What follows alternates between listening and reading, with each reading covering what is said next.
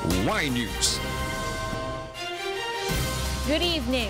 Agriculture Secretary Manny Piñol claims the National Food Authority unduly favors several wholesalers in terms of rice allocation. Piñol also claims some traders practice a scheme to earn more from NFA rice. Here's why from Ray Pelayo. Agriculture Secretary Manny Piñol reveals some alleged anomalies involving the allocation and distribution of NFA rice. According to the Agriculture Secretary, the National Food Authority or NFA is unduly favoring several wholesalers over others. Piñol says it gives some wholesalers the opportunity to get bigger allocation of rice from the agency, especially in regions. He notes NFA rice is being mixed with other types of rice to be sold as commercial rice. Itong mga wholesalers na ito yung nagre-repack. Mag-imbestiga kayo sa mga probinsya at tignan nyo kung sino yung mga rice trader na yumaman. Yun yung may mga connection. The NFA Council is now seeking to audit the NFA in line with the allocation and distribution of their rice. In response, the NFA has expressed its willingness to cooperate with the proposed audit. Meanwhile, Secretary Piñol insists there is sufficient supply of rice in the Philippines. In 2017, the production of rice climbed to 19.4 million metric tons, the highest production in history. Currently, the Philippines' rice self-sufficiency is at 96%, and the agency targets to reach a new target of 100% by 2020. The government admits that it is still possible that the supply of rice in the country will face depletion due to the ever-growing population. To counter this concern, the agency has entered to an agreement with the Papua New Guinea government. The idea now is for the Philippine government and to enter into a memorandum of agreement or an agreement, bilateral agreement with the PNG government to allow Filipino entrepreneurs to plant rice in Papua New Guinea.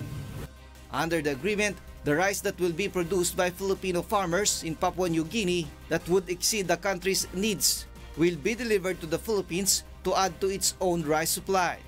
In line with this, Piñol is set to visit the said country in March. Ray Pelayo, UNTV, News and Rescue, Quezon City. The Department of Agriculture or DA launches a program called Bigas ng Masa. Under this program, local rice farmers could sell high-quality rice at the Agriculture Office at just 38 pesos per kilogram. The rice from local farmers will be directly offered to the public so they could compete with commercial rice sellers. Agriculture Secretary Manny Piñol explains the prices of rice increase as its supply go through many middlemen. The project will also be conducted across various areas in the country. However, the group Bantay Bigas is not satisfied with the said program, arguing it will not give a long-term solution to the country's problem with its rice supply. Wala rin siyang programa kung paano pa mas higit na makapagbenta o mas mahigit masolusyonan itong artificial shortage. The Department of Trade and Industry will file complaints against some store owners in Albay. Monokson will tell us why. The owner of 8 stores in Albay are now facing complaints due to violations of the price tag law and the prevailing price freeze in the province. This after they were caught selling several products at prices over the suggested retail price or SRP and without any price tags on the products. The Department of Trade and Industry or DTI is closely monitoring the implementation of price freeze in Albay, especially now that the province is under a state of calamity. The DTI says it will not issue any more warnings once they see violations of the price freeze and price tag laws, but instead will just directly file complaints against the violators. The fine imposed on violators is 500 to 150,000 pesos. You do not make money out of the miseries of others. Meanwhile, the DTI conducted a Descuento caravan in some evacuation centers in Albay, in which evacuees may avail of basic commodities and products such as sardines and coffee at very low prices. Socorro is one of those who availed of low-price products at the Descuento caravan after the relief goods she received have ran out. Evacuees deem it necessary to have a reserve of supplies as the government's aid is still yet to arrive. Kaya lang, hindi ako nakapamili ng husto dahil walang pera. The president's emissary in Albay, Secretary Francis Tolentino, on the other hand, says there is enough food for the evacuees. Although Secretary Tolentino admits there had been concerns in the stock of rice recently. He says the National Food Authority or NFA has already resolved it. Parating na yung siguro hindi magtatagal yung iaangkat din nila, so kasama yung commercial rice, hindi naman kukulangin. Yesterday, the provincial government of Albay received 30 million pesos financial aid from the PCSO to be distributed to the affected towns in Albay. Mon Hocson, UNTV News and Rescue, Malilipot, Albay. The Department of Budget and Management assures that the overseas Filipino workers who have come home from Kuwait will have nothing to worry about financially. Here's why from Rosalie Cos. Various government agencies have allocated funds to assist repatriated overseas Filipino workers from Kuwait. This after President Rodrigo Duterte ordered the total deployment ban of OFWs to Kuwait and the repatriation of OFWs from the Gulf country. Budget Secretary Benjamin Jokno says if the budget will not be enough, the government will find ways to sustain the financial assistance for repatriated OFWs. There are many sources. There's money with DOLE, the Department of Labor and Employment. There's money with Department of Foreign Affairs, and there's also money in the DSWD. If necessary, a supplementary budget. But we're just starting the fiscal year, so maybe that's not necessary. The two airlines that provided free transportation for OFWs have also been a great help for the government. Yesterday, President Rodrigo Duterte said he is ready to spend government funds to help OFWs from Kuwait. Ubusin natin itong pera natin ito. Hindi naman ito atin. Belongs to the people. Or they will subsidize them.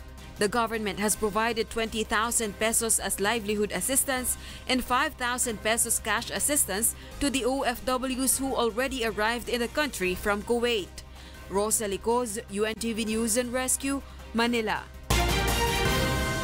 The overseas Filipino workers or OFWs taking vacation in the Philippines have been allowed to return to Kuwait.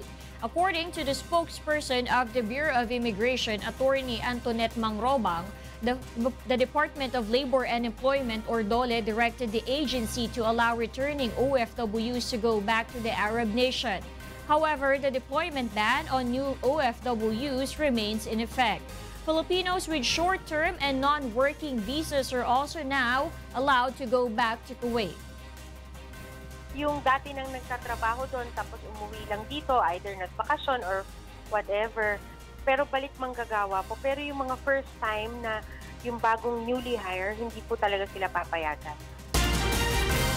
The remains of the overseas Filipino worker who died in a magnitude 6.4 earthquake in Taiwan last February 6 arrived in the Philippines today. The Overseas Workers Welfare Administration or OWA assures that the family of the victim will receive financial aid from the governments of the Philippines and Taiwan. Joanano will tell us why.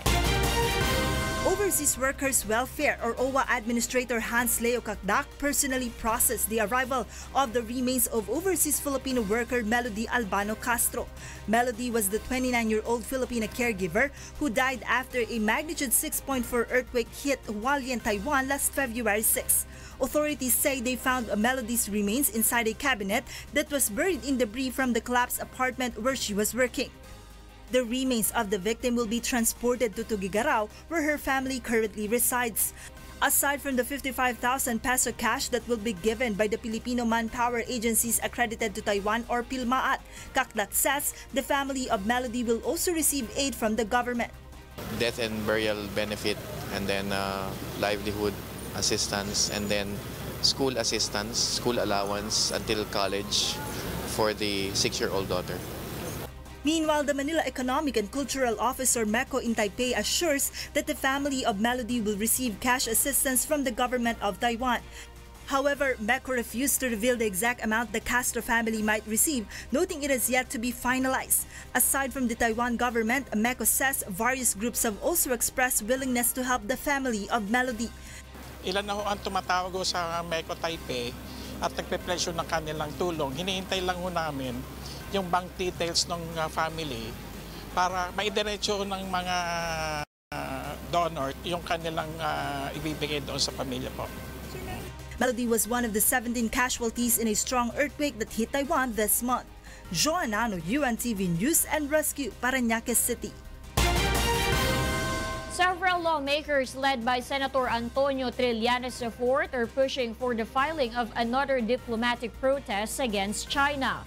This after Beijing's move to rename 5 underwater sea features of Benham rice or Philippine rice after it conducted a marine research in the area in 2004. The International Hydrographic Organization approved the names given by China to the said sea features last year. Presidential spokesperson Harry Roque, however, says the Duterte administration already recommended to the Philippine Embassy in Beijing to inform the Chinese government and the IHO that the government does not recognize the names given by China to the undersea features of Philippine rice.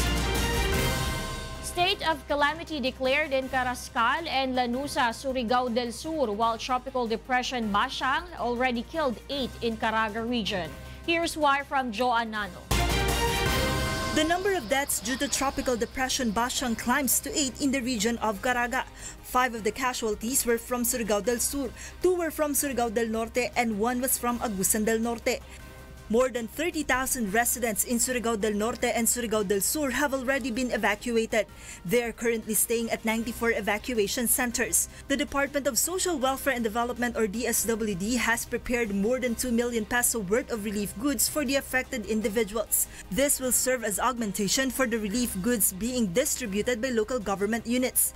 So yun yung amount in toto na yun, food and non-food items, yung family food packs, tapos yung non-food items like malong, dignity kits, plastic mats, tapos namigay din po tayo ng tubig sa Sison. The Department of Public Works and Highways or DPWH is already repairing damaged roads in Surigao del Norte and Surigao del Sur. The Armed Forces of the Philippines and the Philippine National Police are now conducting clearing operations in typhoon-affected areas. Andito tayo ngayon sa area, nag-ikot kasama yung ating buong puwersa ng ating mga disaster rescue operation units para magbigay, mag-assist dito sa mga biktima, sa mga individual na affected dito sa flash flooding dito sa may area ng Kitcharaw and Habonga. At present, the Puyo Bridge in Habonga, Agusan del Norte is impassable to 4-wheeled vehicles, while the Halibong and Machago bridges in Surigao del Norte are closed to motorists. Meanwhile, the cities of Carrascal and Lanuza have been placed under a state of calamity due to the damages caused by Bashang. Following the declaration, the local government is expected to expedite the process of giving financial aid to affected residents and the funding for the repair of damaged infrastructures and crops. Joanano, UNTV News and Rescue, Philippines. Next on Y News. House Speaker gives airline firm 65 days to transfer domestic and international flights to Clark Airport. And NDRRMC still on red alert status due to Tropical Depression Bashang.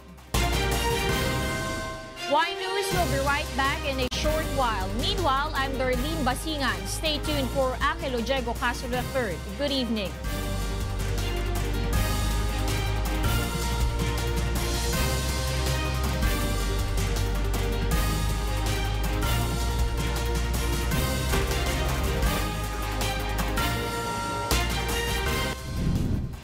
The Department of Agriculture claims anomaly among rice traders mixing NFA rice with commercial rice in markets.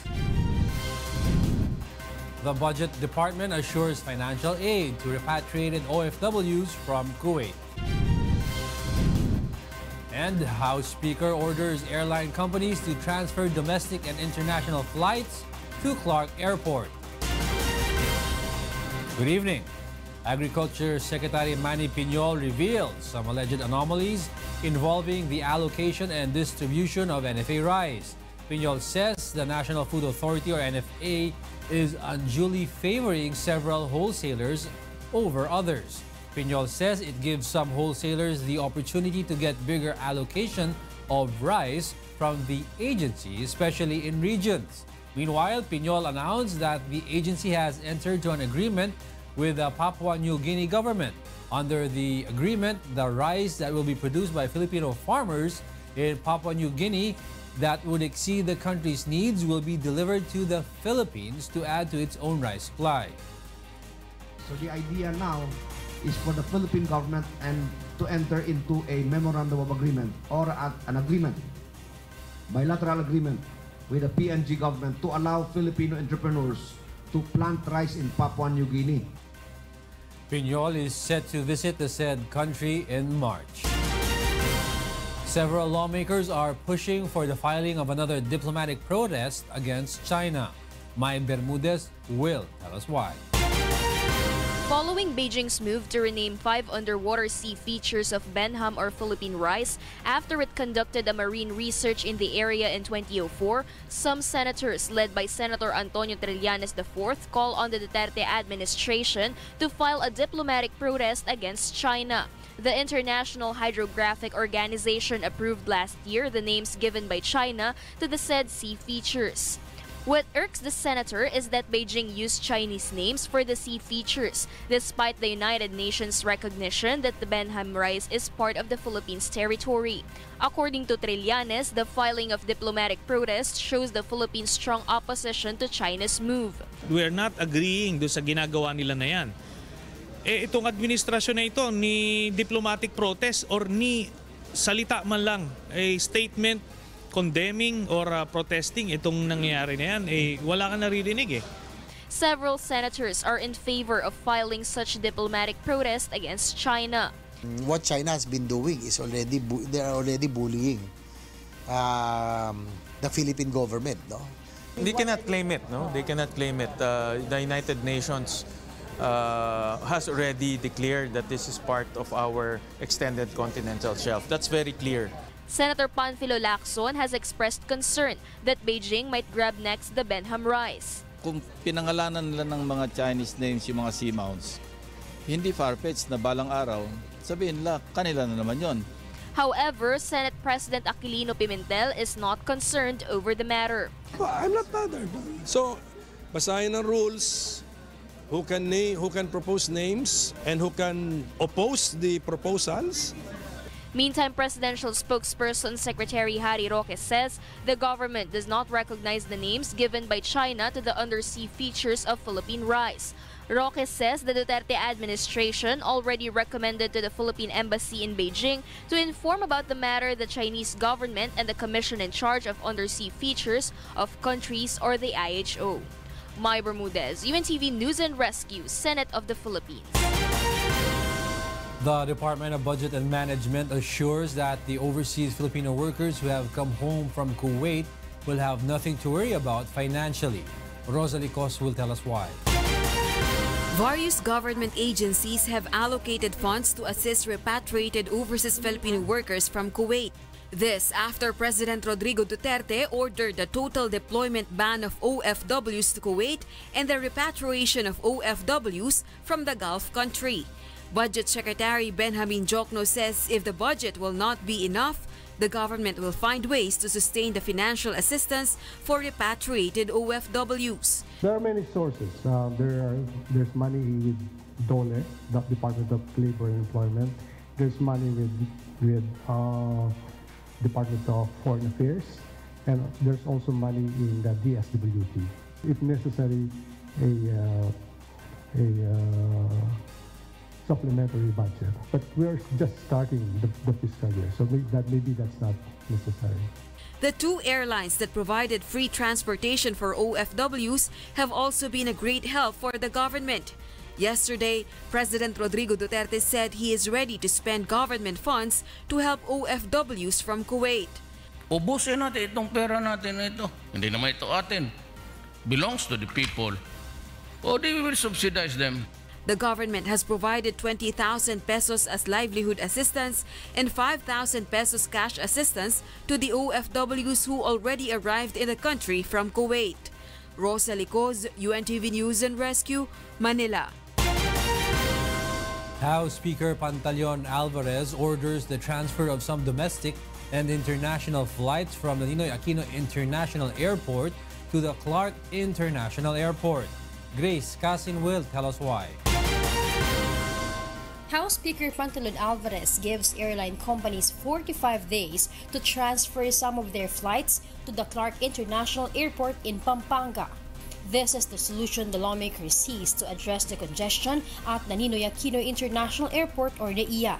The passenger capacity of the terminals 1 and 3 of NAIA is at 19 million. However, the number of actual passenger traffic of the said terminals reaches 20 million a year. Meanwhile, the terminals 2 and 4 have a passenger capacity of 12 million, but 20 million passengers arrive at the said terminals yearly. Alvarez warns airline companies that would refuse to transfer some of their flights to Clark.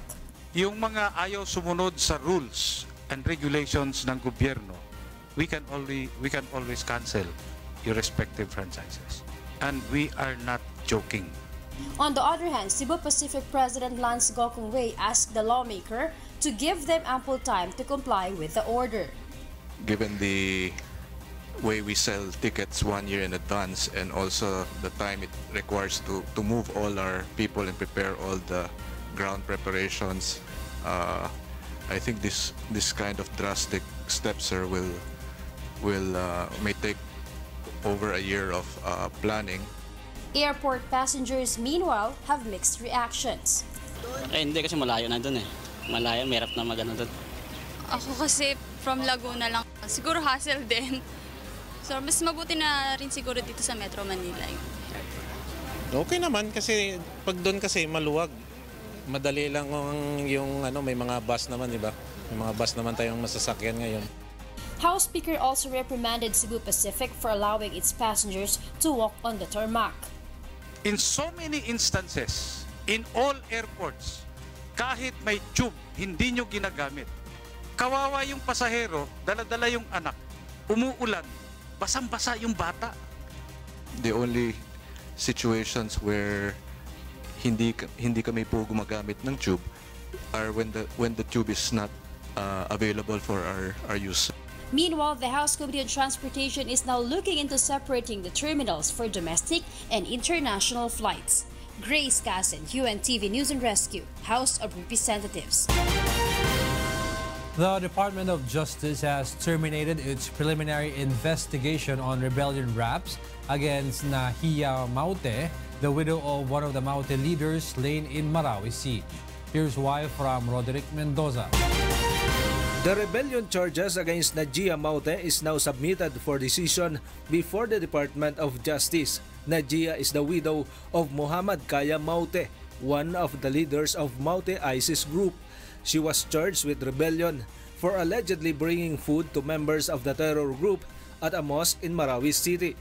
This allegedly happened in June last year at the height of the Marawi crisis. But Najia was arrested in Cotabato City only last January 23 and was brought to Manila for inquest proceedings. Initial finding kami on the inquest level na insufficient yung evidence. At the time the lady was arrested, she was not committing any offense. She was not about to commit any offense. She has not just committed an offense. So it is not inquestable.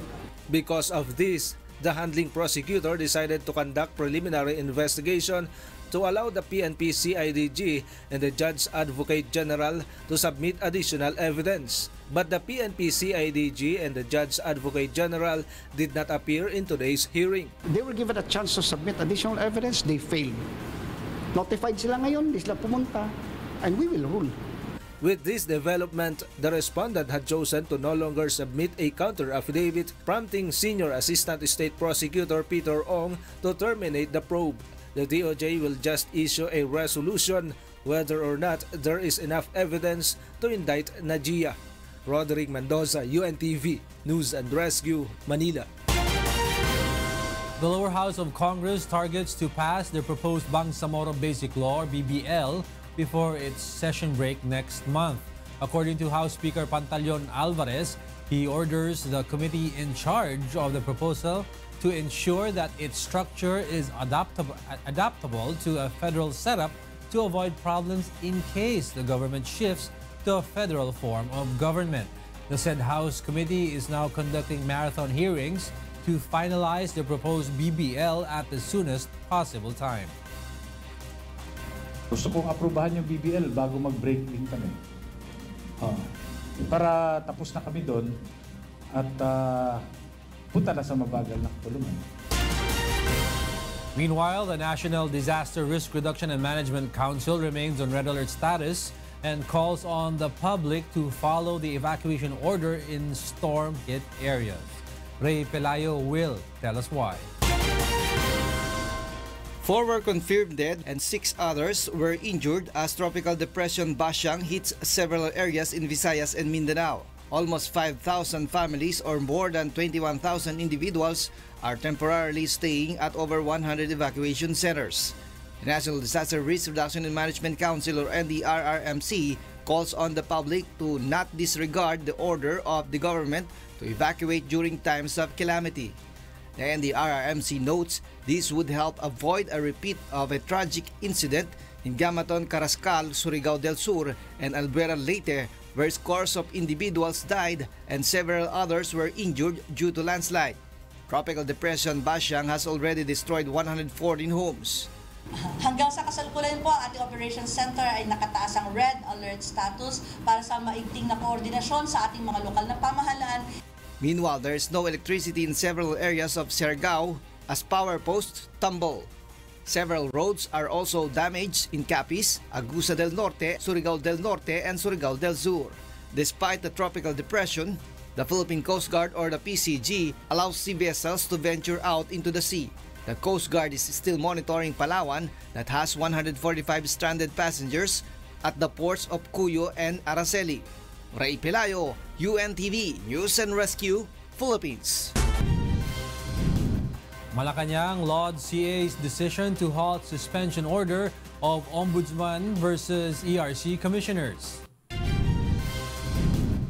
The lower house pushes for social pension to all senior citizens in the country. As they unfold, I'm Angelo Castro III. Stay tuned for William Theo. This is Y News. Good evening.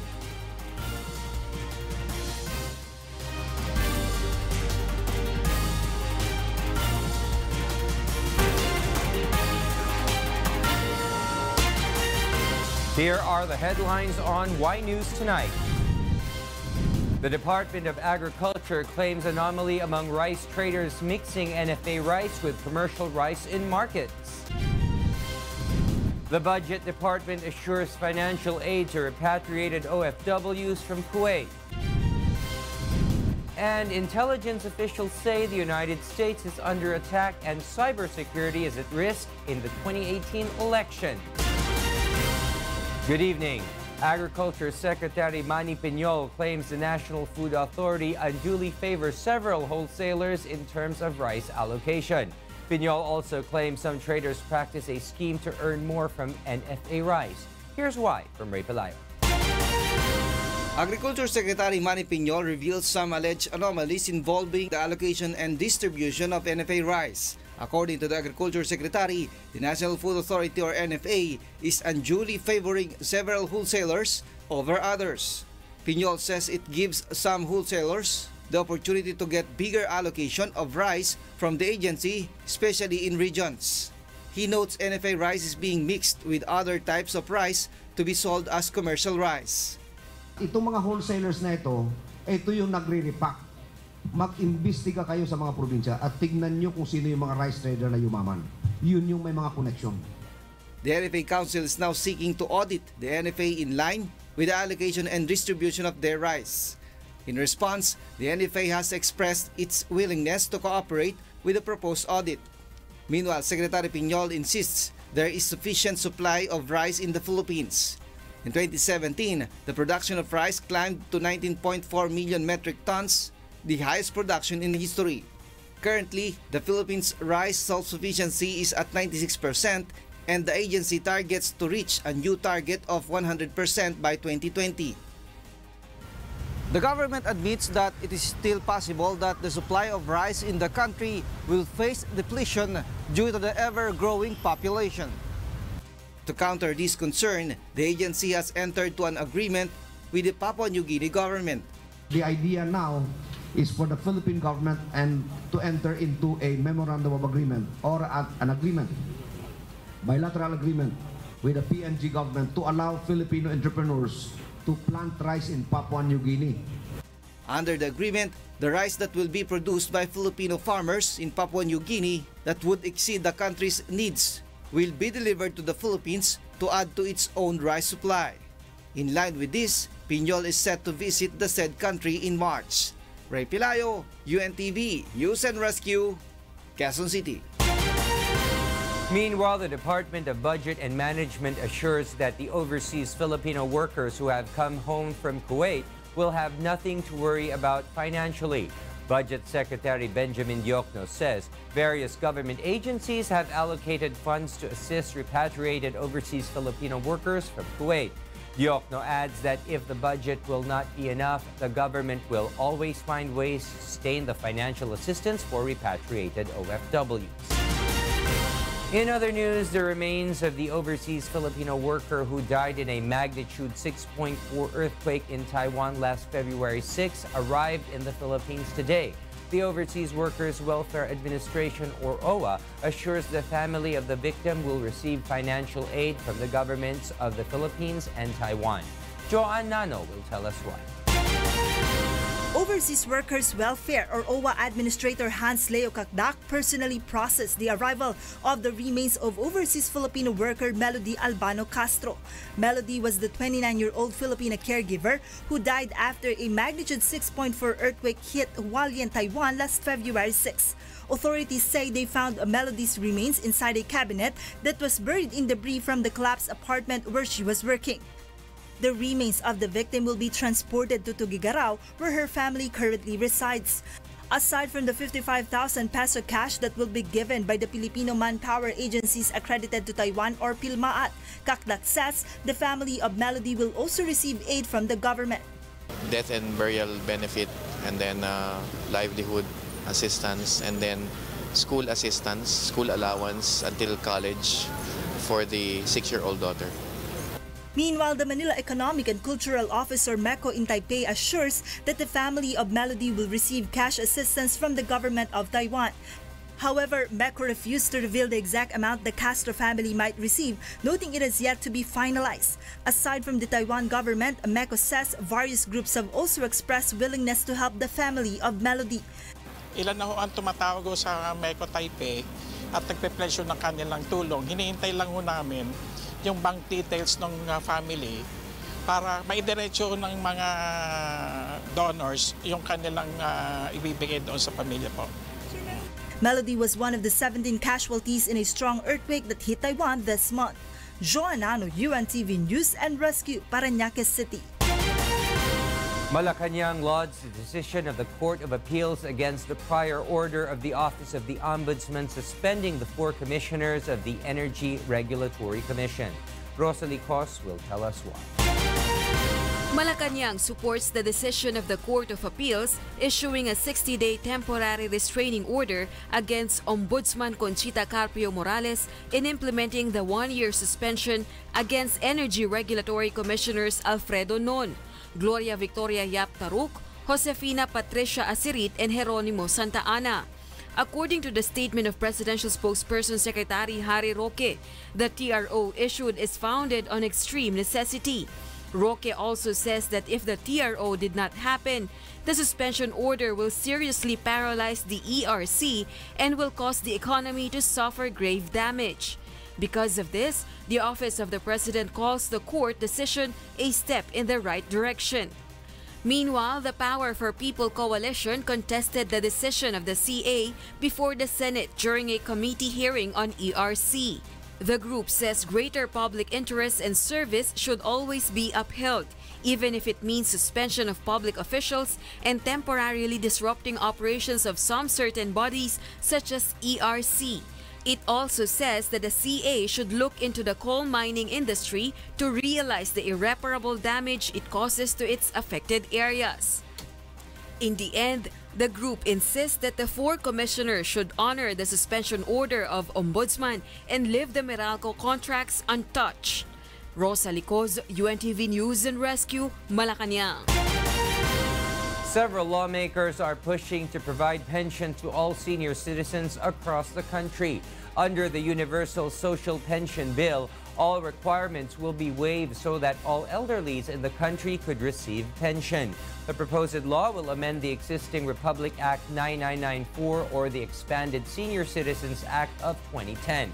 In the existing law, only indigent senior citizens can receive pension worth 500 pesos. Aside from this, the lawmakers also seek to increase the pension of senior citizens to 1,000 pesos.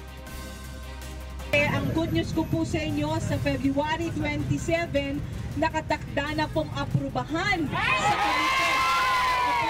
sa komite ang Universal Social Pension. Ang authors dito ay gawan itong 1,000 piso.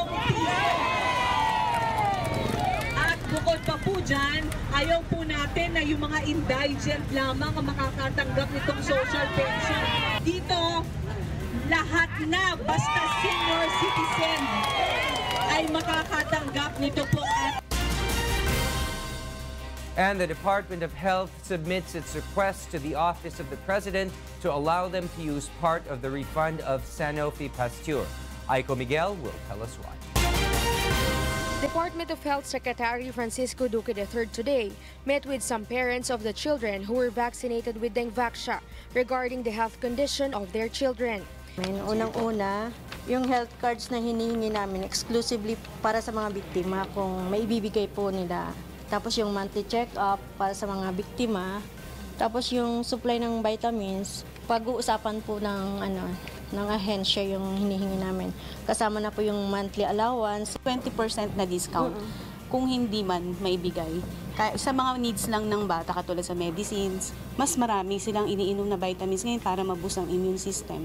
After the meeting, the Health Secretary once again announced the medical assistance that the agency has prepared for the children who were vaccinated with Dengvaxia. Kung naging maluba, hindi naman dengue, pero ang PhilHealth naman, ang amin directive ay ilibre.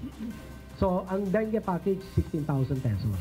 Ang mild dengue, 10,000 pesos. Duque reiterates that in case Dengvaxia vaccinees need medical treatment, they can avail of it for free and will not be charged in case they have fully consumed the PhilHealth dengue coverage. This is because the DOH Medical Assistance Fund will shoulder the rest of the hospital expenses of the vaccinees. The DOH also distributed dengue kits to the said group of parents for their children's 2 to 3 month supply. And to give them more means to provide dengue kits to the more than 800,000 vaccinees, the department will request to the President and the Congress to allow them to use 600 million pesos to be taken from the 1.2 billion pesos that was refunded by Sanofi Pasteur.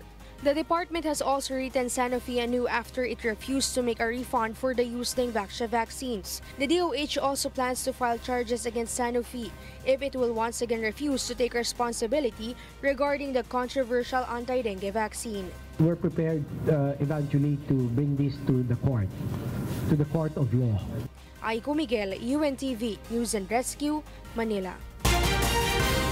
Gabriela, together with some women advocates, today staged a protest in Malate, Manila following President Rodrigo Duterte's statement to shoot New People's Army female members in their new private parts. Rogela Dora will tell us why.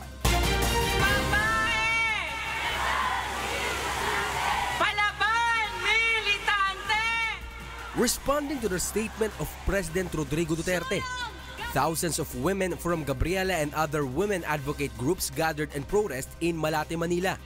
By poems and songs, they expressed their dismay in the statement of President Duterte to shoot New People's Army women members in their private parts. Women advocate together with former Department of Social Welfare and Development Secretary Judy Taguiwalo expressed their dismay over the matter. Layunin nitong patahimikin ang kalahati ng populasyon, walang silbi, pangkama, pangkusina, sunod-sunuran, kimi. According to Gabriela Secretary General Joms Salvador, the statement of the president is a clear attempt to trample upon all the women in the country. Ayaw ng kababaihan sa mga macho-pasistang naghahari-harian at kaya nating kumilos, magkaisa.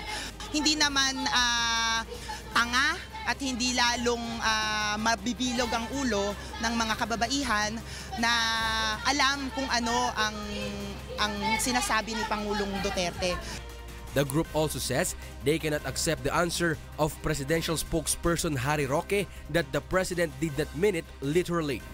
Seryoso at literal na galit ang kababaihan sa pagtatanggol niya kay Pangulong Duterte. Hindi na tama na patuloy na magpalusot. The women advocates cut the tongue of the effigy of President Duterte. This, they say, symbolizes their dismay over harsh jokes about women. Rigel Adora, UNTV News and Rescue, Philippines. Eastern Visayas are now submerged in floodwater while the entire province of Palawan braces for Tropical Depression Bashang. Here's why from Ray Pelay. Schools in the province of Palawan are now ready for evacuations. Palawan residents have already prepared rice, water, canned goods, and other basic necessities. Alertness yung ating mga counterparts sa kanilang bawat munisipyo ay sinabihan na din na baka magdulot ng malakas na ulan itong bagyo na ito. Even several known tourist destinations in the province are no longer accepting visitors for now. The local government is strictly monitoring the southern part of the province, particularly the towns of Brooks Point and Aborlan, where the typhoon is expected to pass through. Right now, open na yung ating operation centers ng PDRRMC, kasama yung ating attached agencies, para mag-supervise doon sa 23 municipalities, 367 barangays na lalawigan ng Palawan. Meanwhile, many areas in eastern Visayas have been submerged in floodwater due to the heavy rainfall. These areas include Samar, Leyte, and Tacloban. Classes at all levels and work have been suspended, as well as in Tacloban City and other municipalities in Region 8. So we gave them the responsibility to identify again in their own area of responsibility mga hazards, mga risk. They have to report it to us so that we can take actions. Labi na nato mga interior part and barangay. Joanano, UNTV News and Rescue, Philippines. And those are the reasons behind the news of February 14, 2018. I am William Theo. Because we need to know, we will always ask why. Thank you for watching Y News.